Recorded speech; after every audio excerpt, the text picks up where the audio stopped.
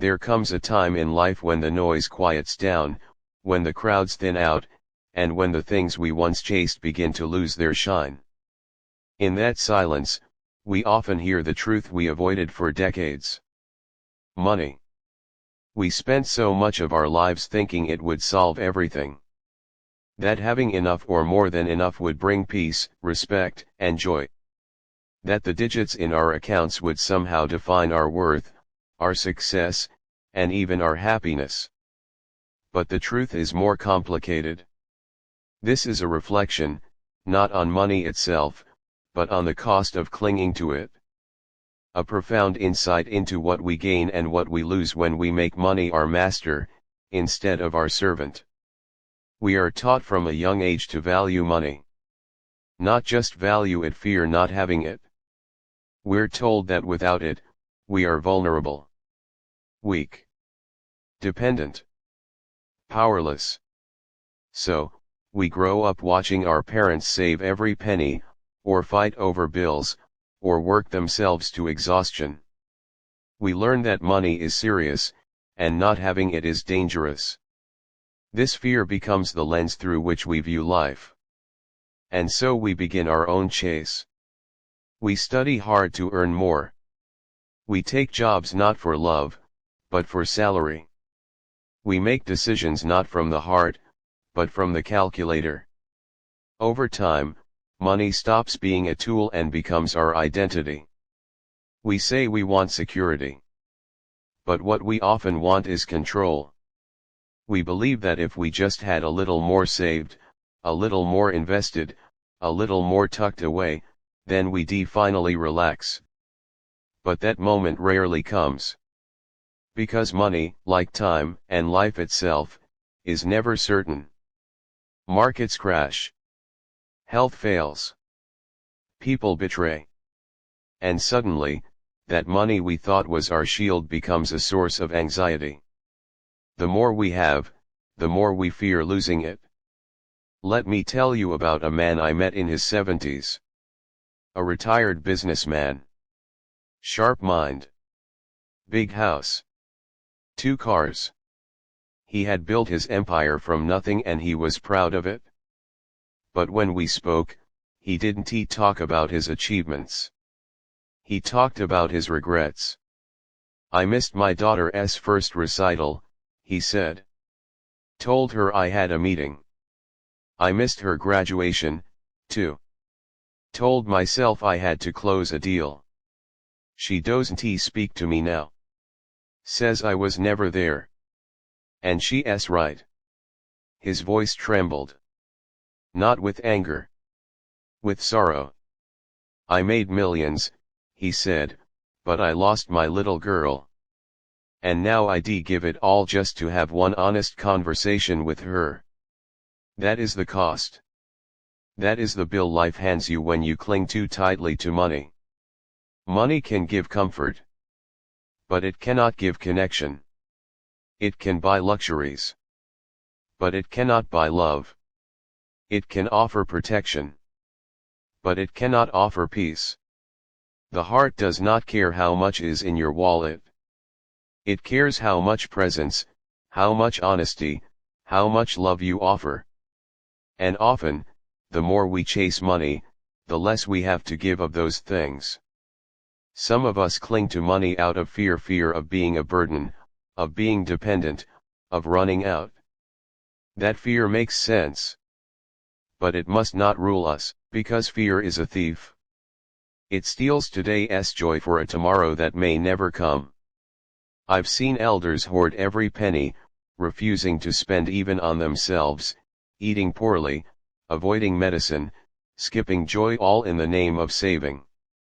But what are we saving for if not life? What's the point of wealth if it only sits, unused, while our days slip away? We don't need to spend recklessly. But we must live generously with ourselves and others. There's another cost: relationships. How many siblings have stopped speaking over inheritance? How many marriages have crumbled over money disagreements? How many children grow up in wealthy homes feeling emotionally bankrupt? Money doesn't heal wounds. It often deepens them. especially when people begin to feel that they are less important than what they might receive or lose. Families are meant to be held together by love, not divided by assets. And yet, again and again, we see people valuing property more than peace. Ask yourself, is it worth it? Would you rather die rich and alone or modest, surrounded by those who love you deeply? We also pay a spiritual cost. When we cling to money, we often let go of gratitude. We stop seeing what we already have. The simple blessings: a morning breeze, a warm meal, the sound of birds, the laughter of grandchildren, these fade into the background. But when we loosen our grip, something amazing happens. We begin to notice again. We become softer, kinder, wiser. True wealth is not measured in gold or stocks. It is measured in moments, in memories, in kindness, in the peace you carry when you lay your head down at night. There is a powerful story of a wealthy king who asked a wise man, "What is the richest man in the world truly worth?" The wise man replied, "Exactly what he has given away, and not a coin more." That lesson has echoed through the ages. Those who give their time, their wisdom, their love are the ones remembered. Not for what they had, but for what they gave. And in the end, that is what matters. Look around. You don't have to give up all you own. But ask yourself, am I clinging too tightly? What am I afraid of? What am I sacrificing? You came into this world with nothing. You will leave with nothing. What remains is how you lived, who you touched, and what you stood for. Let money flow through your hands like water. Drink from it. Cleanse with it. But never try to trap it, for trapped water grows stagnant. And so does the soul that hoards too tightly. When we reach the later years of life, we begin to understand, peace is the new wealth. Time is the new gold. Love is the only currency that increases when you spend it. So let us not cling to money. Let us hold it gently. Let us use it wisely. And let us give freely of our hearts, our presence, and our blessings. And so, if there's one truth we carry forward today, let it be this: you are not defined by what you've earned, but by what you've given, not by what's in your pocket, but by what's in your heart. Life isn't measured in bank balances, but in the quiet moments of love, the kind words shared, the hands held in silence, and the legacy of compassion we leave behind. Let go of the fear. Loosen the grip. You've done enough. You've given enough. And even now the world still needs your light. So breathe. Smile. Love boldly. And remember, the richest life is the one lived with an open heart. For in the end, it is not what we have, but what we've shared, that tells the true story of our lives. Thanks for watching. Don't forget to subscribe for more timeless wisdom. We'd love to hear from you. Leave a comment below and share one thing you learned today and how you plan to use it in your life.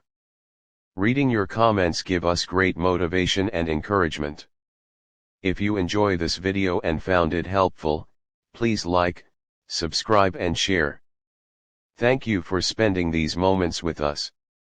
Stay strong, stay wise.